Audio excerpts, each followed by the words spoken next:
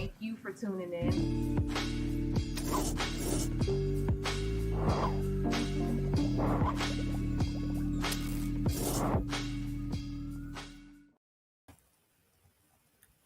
Hey, y'all. Welcome to an impromptu episode of Can We Talk? I know y'all seeing this title and y'all like, what's going on? What happened? What's going on?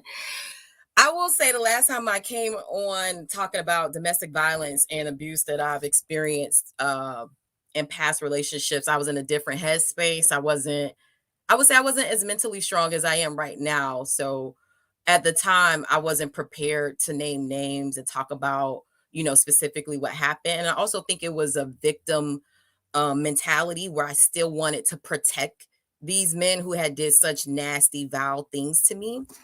And so for me, I never really have like come out and shared certain things that have happened. Like I never really wanted to provoke that conversation again, unless it was like to help people or, somebody specifically directly asked me. But I never was like volunteering like my content on High Low News to do this. But today is a little bit different. I was contacted by the camp of candidate John Taylor, who's running for office, and they wanted to share my story with domestic violence against with Chris Davis, who's also a candidate. They wanted to share that with the voters, and so I was like, sure. At this point, it's out there. That's a part of this political game. I put it out there as public record anyway, so I was like, whatever. Whether I say yes or no, you guys can use it anyway. So I was like, but I also too, I wanted to be able to also share with the voters that this is a person who has a history of domestic violence, and I'm not trying to sway the vote anyway, but I feel like they should know what has happened to me. It's not my place to tell his other victims or share their names, but I'm not the only woman as well. And so I thought it was important for me to share this story. But I also know Chris, I heard his mom is his campaign manager. I know how they play, and I know what he's going to say because I know it has gotten back to me. So they're going to call me a hoe. They're going to say I fucked all these men and that I cheated on Chris and I was this horrible person. And, that's not true. My issue and our problems with Chris was between us.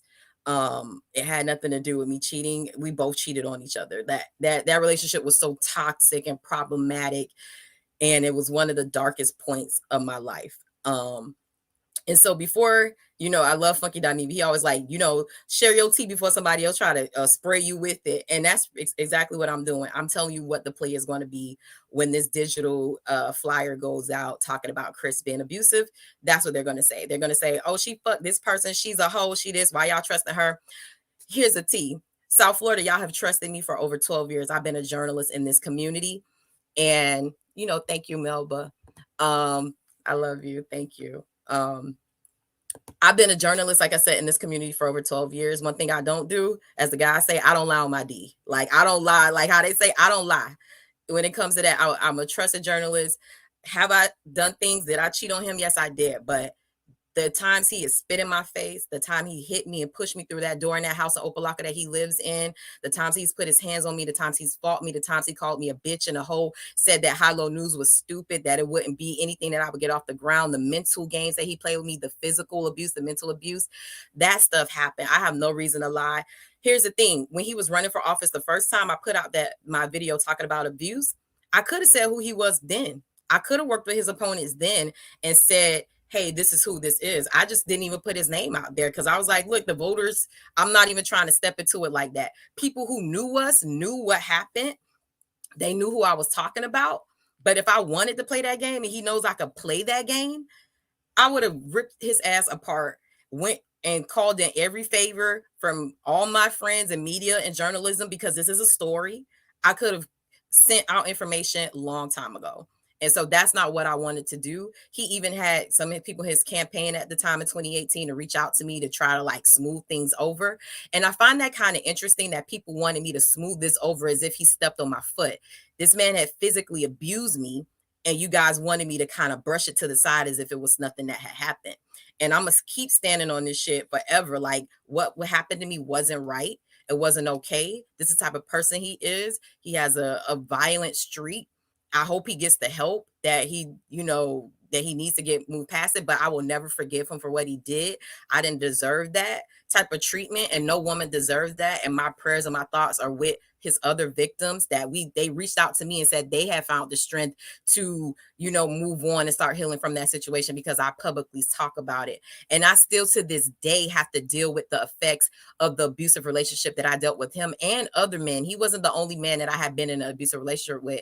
And at that point, when I did my video in 2018, I started going to therapy and realizing what was I doing, or what role was I playing that was allowing me to be in these situations where I thought it was okay for men to disrespect me and treat me badly and to put their hands on me. And I had to start doing that work. I had to start going into therapy. And from the time you guys saw that video in 2018, and honestly, I'll put a link to it if anybody wants to, because I actually wrote an article about it in 2018. I'll put a link to it in the comments for you guys to read it. Between that time, by the time I had even spoken about what happened with the abuse, years had passed. Like I wasn't even talking about the abuse in real time because I was so ashamed.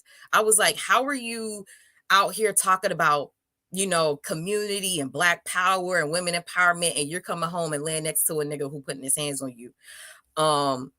And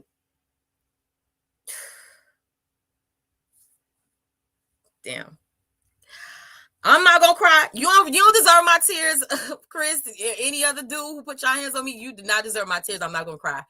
But that still bothers me to this day, that I was in such a dark place that I allowed that to happen to me. It destroyed my relationship with my family because it brought up I hear you, Albert. It brought up some dark things in my family and how we deal with conflict resolution to this day. I have not seen a lot of them in 4 years and the catalyst or the breaking point was that video.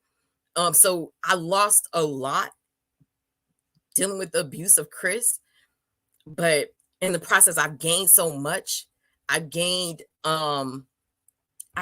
self-respect and love, a new tribe of people who love me. Some of you guys are in the comments. Shout out to you, Kareem, Melba, Lori, Lawanda, like you women, Tangela, got to give a shout out to the men and who stepped up in my life to show me that there are better ways to be in relationship with the man and that all men weren't like that. And so in the process of me losing so much, I gained a lot. I'm so thankful now for my life partner, my boyfriend. I can't even call him boyfriend. I think husband or whatever, soulmate is the better word for it.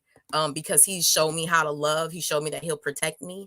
And even with this loving, great relationship now that I have, I still have to create these protection mechanisms for myself mentally. Like I always, like what I experienced with Chris and other men was so traumatic for me that I have to imagine how I can attack my boyfriend, what I will use to get out of the house, what is my exit plan. And I don't think people understand, like, you think that these scars, like it ends when the healing is gone and the physical scars are gone. No, like it's still a process of self-love and acceptance and trying to understand like what happened to you and dealing with that trauma. And I think it's so sad that I still feel like I have to protect myself even against a man that I know would never put his hands on me. But I still feel like because I have been in these situations so many times, that I still have to protect myself, that I'll never be safe. And that is the effect of the abuse that I went through with Chris. And I don't wish that on anybody. I don't wish that on my worst enemy. I feel like nobody should have to deal with that. And so, like I said, I came to talk about this because I know that digital piece is going to go out about Chris being abusive, and I know how he's going to hit. And I just want my community to know what it is, what's going to be said, why this is all going on right now. and how he's going to hit me. And honestly, at this point, at the time when I did my first video in 2018, I wasn't prepared to deal with that, because slut shaming is something that has always been done to me. It's an easy read for people who feel like they know me or know my past, and they want to, talk about me. And I wasn't prepared to deal with that. I was ashamed. I didn't want him to tell anything that happened in our personal relationship that had nothing to do with the abuse. And I was ashamed. But at this point, I don't give a fuck. You could try to drag my name through the mud if you want to. I know who I am. I know whose I am. I am a child of God. I am a woman who stands for her community, who's loved, who has her tribe. And there's nothing that he could say about me, anything in the past, anything he wants to make up, that would tear me down, because I'm strong and I'm not falling. And so at this point, I just wanted to tell my truth. I actually got to run. I wanted to tell this real quick. I actually have another interview to do for High Low News, because we're going to keep this ball rolling. We're going to keep telling dope stories about dope people in the community. But sometimes I become the news. Sometimes unfortunately, I become the subject of what's going on. And I just dropped, for anybody on Facebook and on YouTube, I dropped the article where you guys can see the past video that I did in 2018 about the abuse, and talking about a Me Too movement that needs to happen in South Florida. Because I'm not the only one who has experienced abuse from, powerful men in South Florida. And I'm gonna always support women with people who have gone through abusive relationships, no matter what your gender, because men go through it too. Non-binary people go through it too. And I'm gonna support that regardless. And honestly, we're coming off the heels of Domestic Violence Month, so the timing is very, timely and critical. Look at God, the irony in that. But I just wanted to share my story and let y'all know what happened, and why, what you guys may see and what type of attacks may come to me. Like I said, I don't give a fuck. Y'all could try to shoot whatever you want at me. It ain't gonna hit. Sorry, you got my vest on. Not gonna die. Not gonna silence me this time. Not gonna shame me. I'm tired of trying to, protect people who have victimized me. Nope. If somebody asks me what's going on, I'm going to tell my story, and I'm going to name names, and I'm going to say what the fuck happened. Because I remember to this day, I still get traumatized. I still think about hitting that floor in your place in Opa-locka off of 22nd Avenue and 151st Street. I still remember you spitting in my face, calling me stupid, calling me a bitch, calling me a hoe, having sex with other women in a bed that we slept in. All of that stuff that you did to me, and just those nasty mind games. And I always thought it was unfortunate that the voters of Opa-locka didn't really know that side of your character. Because to me, I'm not even saying that the person that you're running against is better, but I do know that any man who puts his hands on a woman, you don't respect people, and therefore you don't deserve to lead. Point blank, period. Do it what y'all want. That's what it is. So I ain't got no more. I appreciate y'all for tuning in. Like and share. Thank you for tuning in to another episode of Can We Talk?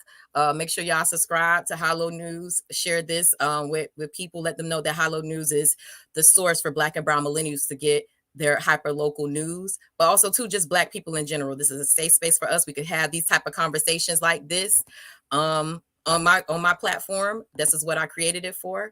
I thank y'all for rocking with me, for supporting me. I'm gonna put my banner up, because if I'm gonna do this, I ain't gonna let him just get no shine off of what I'm doing. So like and subscribe to High Low News. Here's our social media handles for y'all to check us out. Thank y'all for supporting me.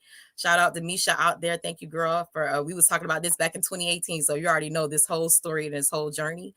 Here's our information. Connect with us. Thank y'all for supporting Black-owned, woman-owned media. And my prayers and my solidarity and my love is out there to any other woman, any other person who has experienced domestic violence. You're not alone. Healing comes, joy comes. And we all right. We're gonna be okay. We are not victims. We are survivors. We are strong. And I want y'all to know I'm in this with you. Thank you for y'all for tuning in today. I really appreciate y'all. I really love y'all. Until next time, I'll see y'all later. Bye.